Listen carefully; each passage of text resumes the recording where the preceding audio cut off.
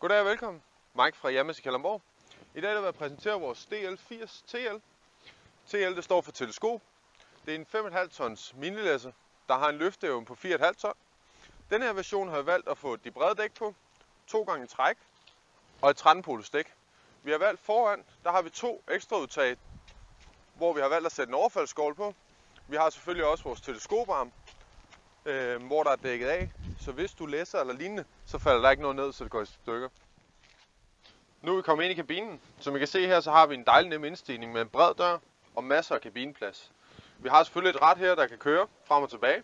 Vi har 8 luftdyser med air condition, hvor ved siden af har vi også en dejlig radio. Vi har multi-joystick, og så har vi en masse knapper til alle funktionerne rundt i kabinen.